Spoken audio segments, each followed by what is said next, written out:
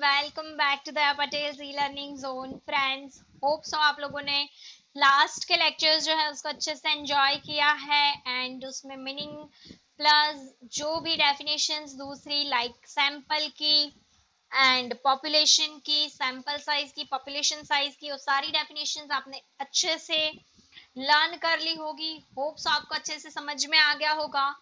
Friends, last lecture में किसी की कमेंट थी और उसमें डाउट ये था कि size of sample and sample समझ में नहीं आया। So friends, what is sample? So sample means आपने जो भी सिलेक्ट किया, लाइक मैंने आपको बोला था कि आपके क्लास में से मैं 5 बच्चों को खड़े कर कर उनको अगर कुछ इंक्वायरी उनकी लेती हूँ, तो जो 5 बड़े बच्चे को खड़े किए वो हो गया मेरा sample and number of students in sample is called sample size, that is 5। Okay, clear friends? Hope सो अब आपको समझ में आ गया होगा। सो आज हम स्टार्ट कर रहे फ्रॉम पॉपुलेशन इंक्वायरी। काफी इजी है। What is population inquiry? Then friends, population inquiry का मतलब होता है अगर आप हर एक यूनिट ऑफ पॉपुलेशन का अगर आप इंक्वायरी ले रहे हो तो हम उसको बोलेंगे population inquiry. An inquiry in which information of each and every unit of population, each and every unit of population is obtained by inspection. मतलब कि आपने इंस्पेक्शन करके, इंस्पेक्ट करके अगर आपने ईच एंड एवरी यूनिट की इंक्वायरी करी हुई है कंडक्ट, तो हम उसको बोलेंगे पॉपुलेशन इंक्वायरी। ऐसा पॉसिबल होता है friends in case of census, जनगणना। इंडिया में हर 10 साल पर पॉपुलेशन इंक्वायरी होता है। ईच एंड एवरी यूनिट के पास जाके इंक्वायरी ली जाती है। नो सैम्पलिंग, कहीं कोई एक्सेप्शन नहीं, कहीं कोई डेटा में कंजूसी नहीं करते वो लोग। हर एक घर में, हर एक एरिया में, हर स्टेट में जाकर जनगणना की जाती है। So that is example of population inquiry. Hope so you are able to understand what is population inquiry. Next जो है वो है sample inquiry. Now what is sample inquiry friends? तो अगर आपने इंफॉर्मेशन कंडक्ट की हुई है, कलेक्ट की हुई है, ऑब्जर्वेशंस कलेक्ट किए हुए हैं from inquiry of sample which is selected units, right? अगर आपने selected units की इंक्वायरी की हुई है तो उसको हम बोलते हैं sample inquiry. An inquiry made on each unit of sample, each unit of sample. और यहाँ पे है each and every unit of population. So दोनों डेफिनेशन आप ऑलमोस्ट सेम जैसे लिख सकते हो। फर्स्ट वाली जो है उसमें आपको each and every unit of population लिखना है एंड सेकेंड वाली जो है उसमें आपको सिर्फ एक वर्ड चेंज कर देना है, दैट इज सैंपल। अगर आप सैंपल की इंक्वायरी करते हो तो उसको हम बोलते हैं सैंपल इंक्वायरी। उसका एग्जाम्पल फ्रेंड्स, टमाटर वाला एग्जाम्पल याद होगा आपको कि जब भी हम मार्केट में, सब्जी मंडी में जाते हैं एंड टमाटर लेते हैं तो उस टाइम पे सारे टमाटर्स को चेक नहीं करते हैं। हम क्या करते हैं कि 2-3 टमाटर देख लेते हैं, देख के समझ में आ जाता है अच्छे हैं या नहीं, देन परचेस कर लेते हैं। सेकेंड एग्जाम्पल वेरी इंटरेस्टिंग, जब हमको ब्लड टेस्ट रिपोर्ट करना होता है, खून सारा निकाल के उसको टेस्ट नहीं किया जाता है फ्रेंड्स। क्या किया जाता है? थोड़ा सा सैंपल लिया जाता है, यहाँ से उंगली से निकाल देते हैं, कभी तो 2 बूंद जितना, या फिर ज्यादा कोई रिपोर्ट्स करने हैं इन दैट केस यहाँ से पूरा खींच के इंजेक्शन ले जाते हैं हमारा प्यारा प्यारा खून। कहने का मतलब है फ्रेंड्स, उतना सा ब्लड का जो भी सैंपल उन्होंने लिया उसको टेस्ट करके वो बता देते हैं कि हमारे पूरे शरीर में कैसा ब्लड है, वेदर इट इज इन्फेक्टेड और नॉट। तो फ्रेंड्स बस दो ही इंक्वायरी होती है, एक होती है पॉपुलेशन, दूसरी होती है सैंपल। पॉपुलेशन मतलब ईच एंड एवरी यूनिट के पास जाओ, पूछो उसको, और अगर इंफॉर्मेशन कलेक्ट करो then population inquiry. Sample inquiry का मतलब है आप ईच एंड एवरी यूनिट के पास नहीं गए हो, बट आपने जो भी सैंपल किया है, सैंपलिंग किया है, उसके बेसिस पे सैंपल की ही इंक्वायरी कर ली, तो उसको हम बोलते हैं सैंपल इंक्वायरी। फ्रेंड्स, जब भी हमारे पास सफिशिएंट टाइम होता है, मनी भी होता है एंड मैन पावर भी होता है, तो we can conduct population inquiry. But when we have lack of money, manpower and time, obviously which is a great content, तो आप जब भी आपके पास lack of money, time and manpower मतलब लोग है, तो उस टाइम पर आप सैंपल इंक्वायरी कर सकते हो।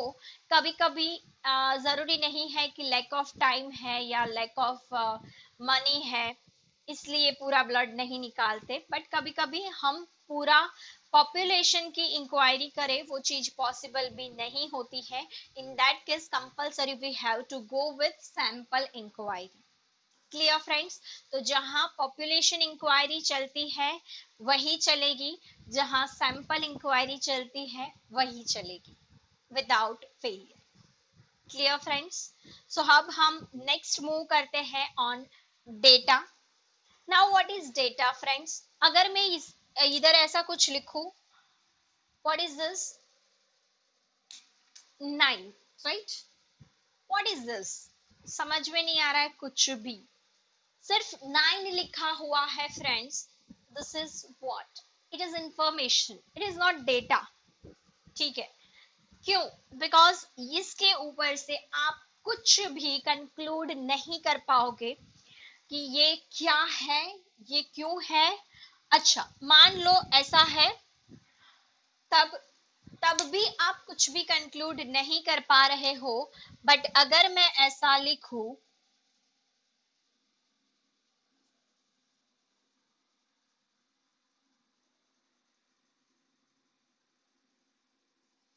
then this is what? This is data friends।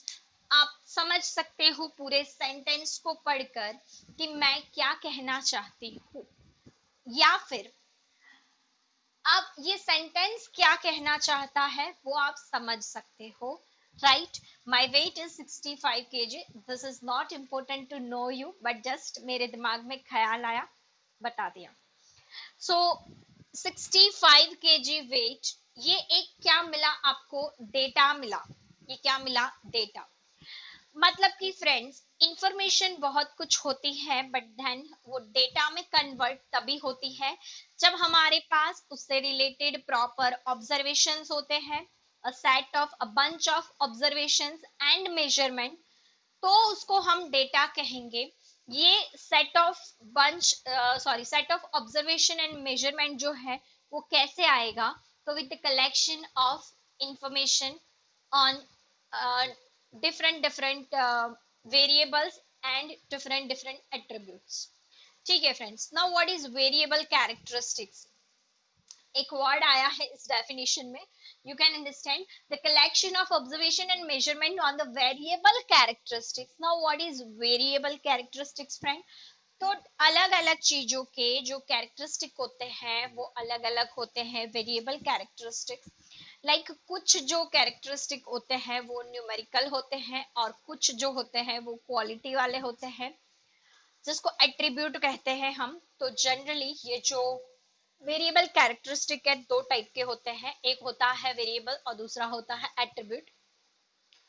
तो जो वेरिएबल है फ्रेंड्स, उसको मतलब न्यूमेरिक में हम इंटरप्रेट कर सकते हैं, like my weight, my height, today's temperature, profit of the business, sale of the business, purchase.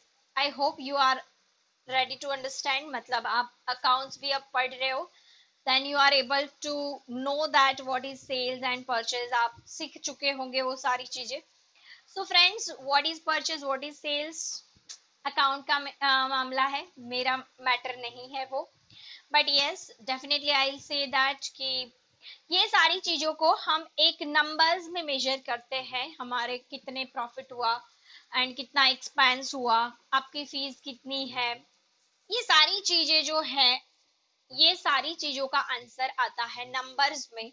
तो इसको हम कहेंगे variable. whereas what is attribute? The attribute मतलब कि कोई क्वालिटी है फ्रेंड्स, लाइक हमारे संस्कार, हमारी बुद्धि, हमारी ब्यूटी, पॉवर्टी, जेंडर, ये सारी चीजों को आप कभी भी एक नंबर में रिप्रेजेंट नहीं कर सकते हो। तो ऐसी जो भी चीजें हैं इसको एट्रीब्यूट्स कहते हैं फ्रेंड्स। समझ में आ रहा है? तो ऐसे अलग अलग कैरेक्टरिस्टिक वाले, लाइक कुछ न्यूमेरिकल भी होते हैं, कुछ एट्रीब्यूट्स भी होते हैं। इन सभी के ऊपर आपने जो भी ऑब्जर्वेशंस का सेट कलेक्ट किया है फ्रेंड्स, उसको हम बोलेंगे डेटा।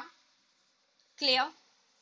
सो डेटा की डेफिनेशन है the collection of observations, the collection of observations and measurements, मतलब जो रिजल्ट्स हम निकालते हैं फ्रेंड्स, जो भी इंक्वायरी किया, चाहे सैंपल इंक्वायरी किया, चाहे population inquiry, but then at the end जो भी उसका रिपोर्ट मिलता है, वो रिपोर्ट और कुछ नहीं है, वो क्या है friends? Data.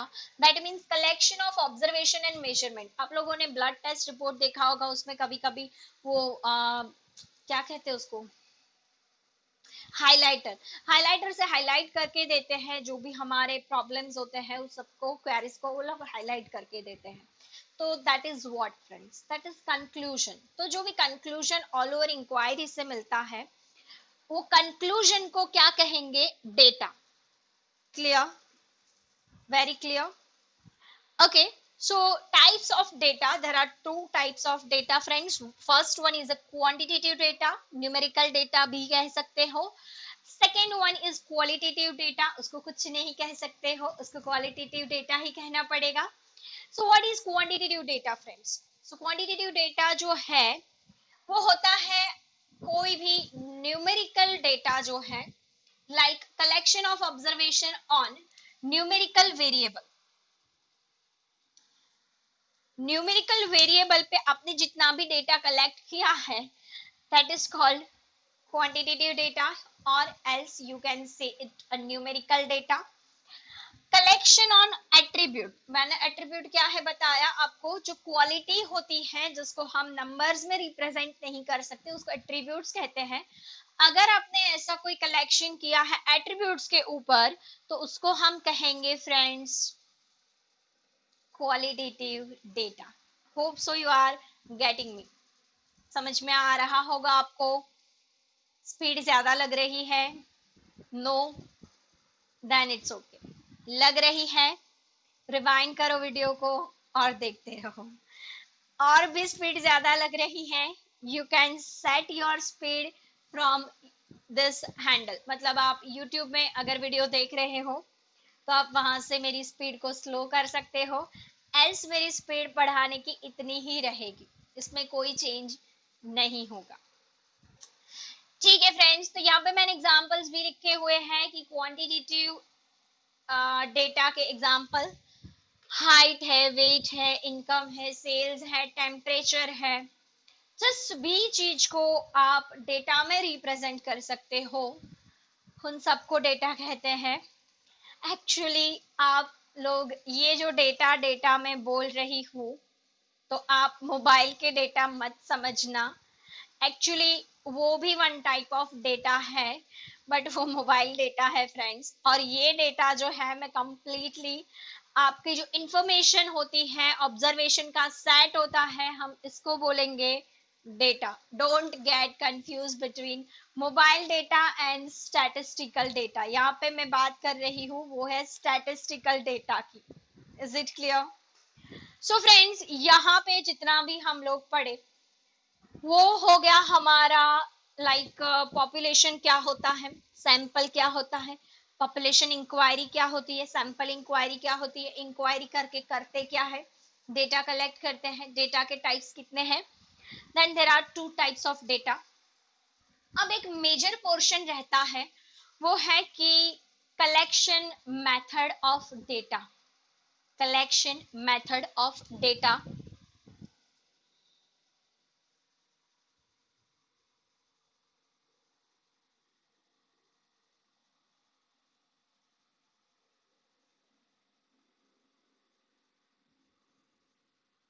So friends, there are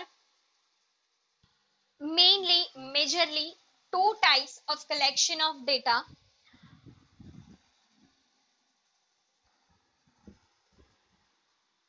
First is primary data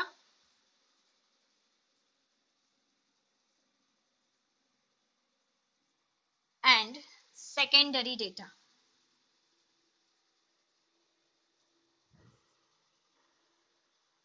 Friends, what is primary data?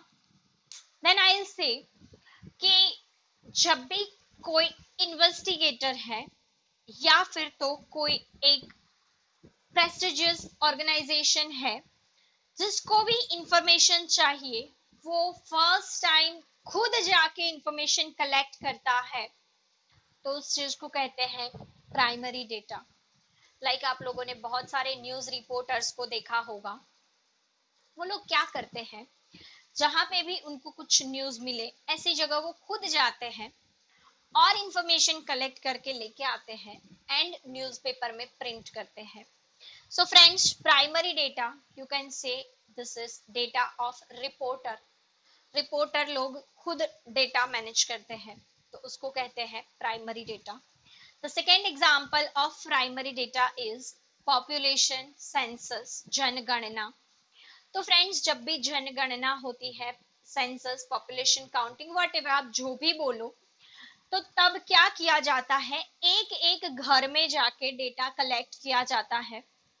Bharat सरकार अलग अलग लोगों को काम देते हैं ये घर जाने का, फॉर्म्स प्रोवाइड करते हैं और वो फॉर्म्स फिलअप करके उनको इंफॉर्मेशन कलेक्ट करके आनी होती है।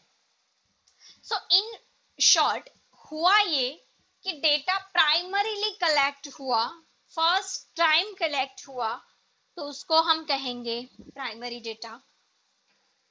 प्राइमरी डेटा के बेनिफिट्स क्या है फ्रेंड्स? बहुत सारे, बिकॉज क्योंकि ये आपने खुद किए हैं, इंक्वायरी डेटा कलेक्ट किए हैं, आप खुद किए हो, तो ये सबसे ज्यादा ट्रस्टेबल होता है। सेकेंड चीज, बिकॉज ये आपने खुद अपने हिसाब से कलेक्ट करवाया है या किया है, सो ये आपके पर्पस के अकॉर्डिंग होगा, ना कि किसी और के पर्पस के अकॉर्डिंग। एंड यस, ये 100% ट्रस्टेबल एंड ट्रस्टवर्दी एंड सही डेटा होता है, तो ये इसके बेनिफिट्स हैं। इसके ड्रॉबैक्स भी हैं। ड्रॉबैक्स ये है, टाइम बहुत लगेगा, मनी बहुत लगेगा एंड यस, मैन पावर भी बहुत लगेगा। यू कैन एस्टिमेट कि कितना पैसा जाता होगा पॉपुलेशन काउंटिंग के पीछे। इतने सारे घर होते हैं, हर घर में टीचर्स जाते हैं एंड इंफॉर्मेशन कलेक्ट करते हैं। कितने टीचर्स जाते होंगे और उनकी सैलरी पैसे कितने होते होंगे, यू कैन नॉट एस्टिमेट। समझ में आ रहा है? So yes friends, this is the drawback, that is the limitation of primary data. फायदे हैं, ऑब्वियसली ट्रस्टवर्दी एंड सही डेटा मिलेंगे, but then on other hand there is limitation कि आपके पास जब भी लिमिटेड रिसोर्सेज होते हैं, then you can not go for primary data. समझ में आ रहा है? What is secondary data? Secondary data means किसी और इन्वेस्टिगेटर ने, किसी और ऑर्गेनाइजेशन ने जो अपने ही लिए अपने हिसाब से डेटा कलेक्ट किया था, उस डेटा को हम यूज करते हैं, then it will be known as secondary data. Now what is example of secondary data? तो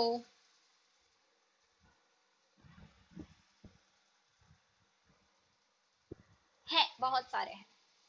घर में जैसे ही न्यूज़पेपर आते हैं, मम्मी ने पढ़ा, मम्मी ने पढ़ के पापा को बोला, देखा न्यूज़पेपर में आज ये आया है। This is what, secondary data. Mummy खुद नहीं गए हैं न्यूज लेने के लिए, न्यूज लेने कौन गया था? रिपोर्टर। सो रिपोर्टर के लिए it's a primary data, but mummy papa के लिए इट्स अ सेकेंडरी डेटा। आप लोग अपनी बुक से कुछ रीड किए, रीड करके बता दिए मम्मी को कि मम्मी आज ये पढ़े, आज मुझे इतना नॉलेज मिला, then this is what, secondary data. आप खुद नहीं गए थे बुक बनाने के लिए, बुक किसी और ने बनाई, डेटा किसी और ने कलेक्ट किया, और वो इंफॉर्मेशन आप अगर लेते हो, बुरी बात नहीं है, बट अगर आप किसी और ने कलेक्ट किए हुए डेटा को यूज कर रहे हो then it's called secondary data. इसके भी फायदे और गैर फायदे दोनों ही हैं, मतलब advantages disadvantages, merits demerits, what you call, what ever you call. तो इसके फायदे क्या है, मेरिट्स क्या है, इसके एडवांटेजेस क्या है। ऑब्वियसली व्हेनेवर लिमिटेड रिसोर्सेस होते हैं, टाइम की कमी होती है, पैसों की कमी होती है, मैन पावर की कमी होती है, in that case secondary data are obviously good, but then secondary data के लिमिटेशन ये है कि it's not that much trustworthy.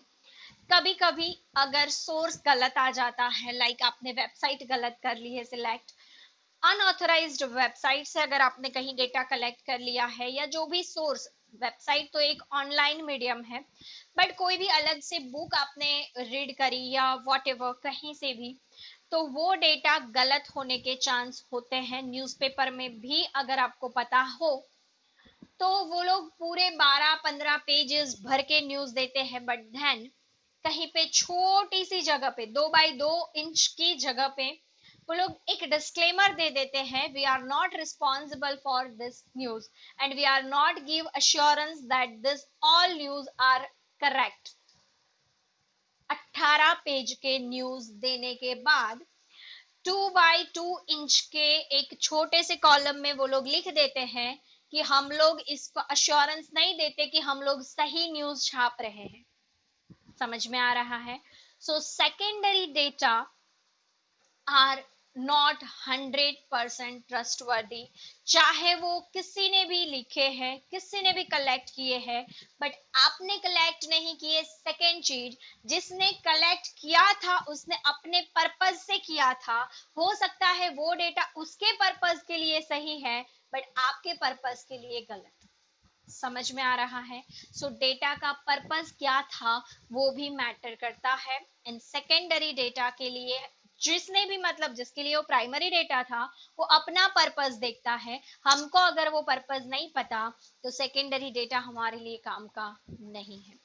कभी कभी हमको ये भी नहीं पता होता है वो सेकेंडरी डेटा कब कलेक्ट किया गया था। जो हम लोग व्हाट्सएप में न्यूज में करते हैं कि कोई भी न्यूज हमको मिला, फॉरवर्ड किया, फिर पता चला ये न्यूज लास्ट वीक की है जो मुझे अब मिली थी। सो कभी कभी होता ये है, सेकेंडरी डेटा फॉरवर्डेड मैसेजेस के जैसे होते हैं। कब लिए थे, किसने लिए थे, कब, मतलब उसका इमरजेंस हुआ था, कुछ नहीं पता है। सो देन मतलब ये नहीं कह सकते हम कि ये 100% ट्रस्टी है, ट्रस्ट वर्दी है। समझ में आया, ट्रस्टेबल है ऐसा नहीं कह सकते। Clear. Okay, so friends, primary data collect करने के लिए there are few methods. Number 1, direct inquiry.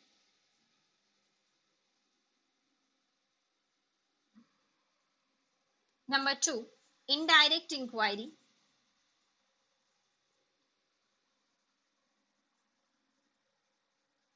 And number 3, with the help of questionnaire।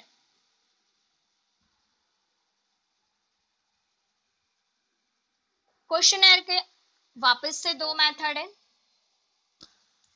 Bye post and by enumerator.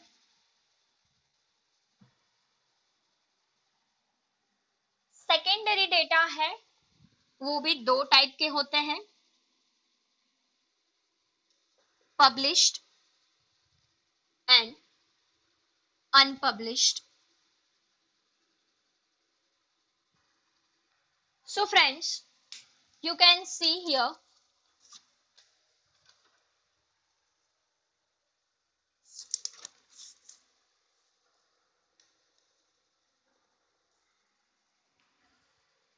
कि direct inquiry, indirect inquiry and questionnaire, ऐसी 3 method है। Now what is direct inquiry? तो friends, direct inquiry का मतलब है आप particular जिस unit का इंफॉर्मेशन चाहते हो खुद गए, उसी से इंफॉर्मेशन लेके आए, then it's direct inquiry. Indirect inquiry, गए तो आप खुद ही, because it's a primary data, गए आप खुद ही, पर जिसकी इंफॉर्मेशन चाहिए थी उसी से नहीं, किसी और थर्ड पार्टी से डेटा लेके आए, दैट इज इनडायरेक्ट इंक्वायरी। याद रखना, डायरेक्ट एंड इनडायरेक्ट दोनों में गए आप ही, डायरेक्ट में जिसकी इंफॉर्मेशन थी उसने खुद आपको बताया, इनडायरेक्ट में किसी और ने बताया, तो उसको हम कहेंगे indirect inquiry. Now what is questionnaire? Friends, जब भी आपने स्कूल में एडमिशन लिया, फॉर्म फिलअप किया, that is one type of questionnaire. अगर बैंक अकाउंट ओपन करने गए तो बैंक अकाउंट के लिए फॉर्म भरा, दैट इज क्वेश्चनर। तो questionnaire is nothing but a set or a bunch of questions जो एक इन्यूमरेटर बनाता है, उसको जिस हिसाब से इंफॉर्मेशन चाहिए उसके हिसाब से वो उसमें क्वेश्चन डालता है। क्वेश्चंस कैसे होते हैं? तो जनरली शॉर्ट आंसर वाले होते हैं। नॉर्मली बहुत सारे आंसर्स तो क्वेश्चनर में यस और नो वाले होते हैं। शॉर्ट आंसर्स के साथ उसमें अलग अलग मल्टीपल चॉइस भी होते हैं और ऑप्शन टिक करने के क्वेश्चंस ज्यादा होते हैं। क्वेश्चंस जो है वो ज्यादातर किसी की पर्सनल लाइफ से अटैच्ड नहीं होते हैं, या फिर क्वेश्चंस ऐसे नहीं होते हैं जो बिल्कुल समझ में नहीं आता है और स्पष्ट नहीं होते हैं, ऐसे क्वेश्चंस नहीं होने चाहिए। तो ये सारे बेसिकली आइडियल क्वेश्चनर के कैरेक्टरिस्टिक है जो आपको लर्न करने हैं, मैंने अभी आपको बोले वो सारे। सो क्वेश्चनर कैसे होने चाहिए ये एक अलग से क्वेश्चन है और 2 मार्क में या 3 मार्क में पूछा जा सकता है। क्वेश्चनर के भी 2 मेथड होते हैं friends, by post and by enumerator. By post का मतलब जब भी इंफॉर्मेशन कलेक्ट करनी है तो वो जो एनवेलप आता है, एनवेलप के अंदर मैं ये क्वेश्चनर को फिल कर दूंगी एंड उसमें एक दूसरा एनवेलप भी रख दूंगी टिकट वाला, फिर वो एनवेलप को कवर करके मैं इसके ऊपर जिससे भी इंफॉर्मेशन कलेक्ट करनी है उसका एड्रेस लिख दूंगी और उसको पोस्ट कर दूंगी।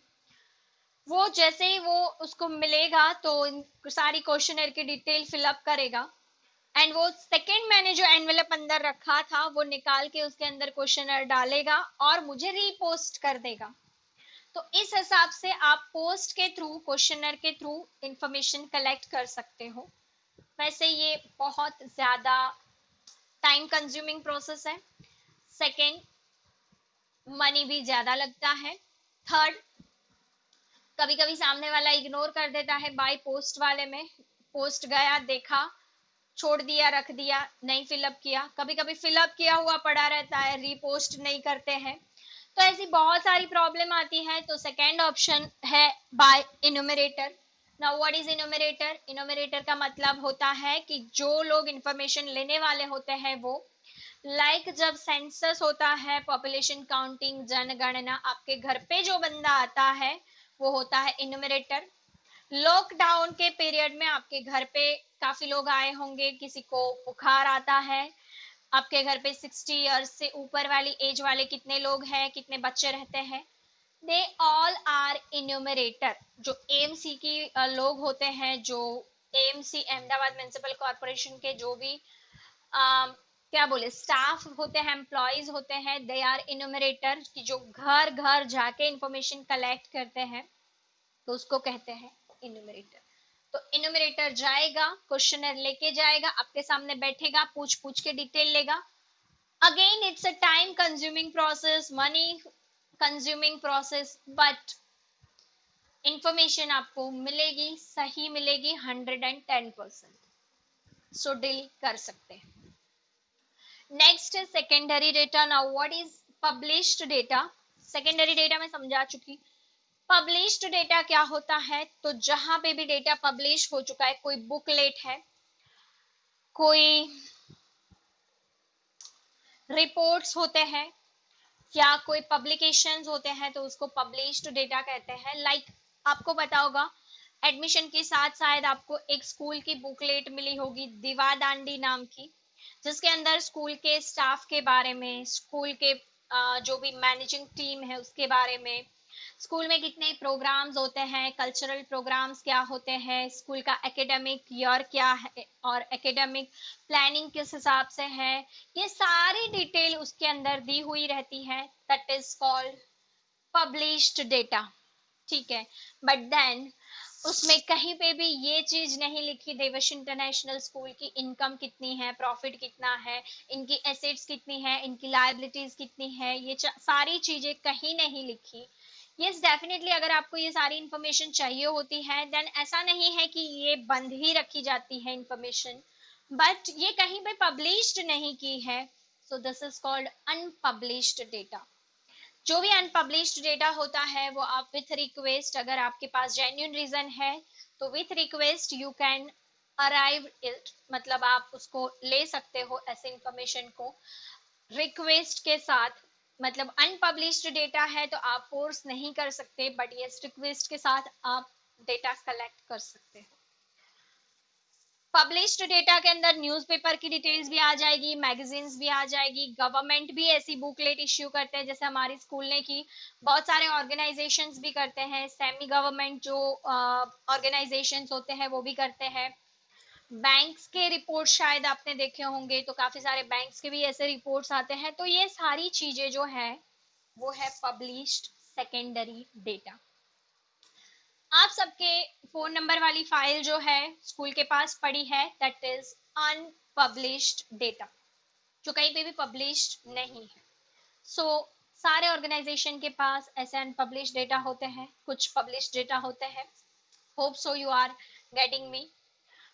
फ्रेंड्स, यहाँ पर हमारा चैप्टर समाप्त होता है। आपको इस चैप्टर में से कुछ थोड़े बहुत शॉर्ट क्वेश्चंस लिखने हैं।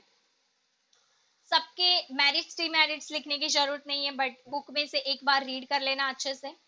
फुल फॉर्म्स याद रखने हैं आपको, मैं लिख देती हूँ इधर कौन कौन से फुल फॉर्म्स आपको याद रखने हैं। तो फर्स्ट आपको एक याद रखना है IMF का,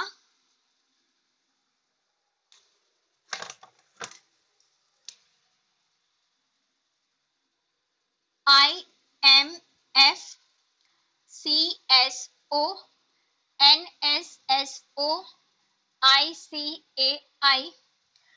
इतने नेम्स जो है आप चाहूँ तो मैं अभी सारे फुल फॉर्म्स बता सकती हूँ, बट देन फिर आप क्या करोगे, तो आप लोग ढूंढोगे और बुक में लिखोगे। ठीक है, सो ये सारे फुल फॉर्म्स जो है फर्स्ट चैप्टर में से पूछे जा सकते हैं। और भी बहुत सारे फुल फॉर्म्स है, बट देन इतने इंपॉर्टेंट नहीं है। ये चार जो है सबसे ज्यादा इंपॉर्टेंट है जो आपको लिखने हैं। चैप्टर नंबर 1 की फर्स्ट नोट अच्छे से कंप्लीट कर लेना। चैप्टर नंबर 1 हमारा इधर फिनिश हुआ। मिलते हैं नेक्स्ट लेक्चर में नेक्स्ट चैप्टर के साथ, चैप्टर नंबर 2 के साथ। तब तक के लिए जय हिंद, जय भारत।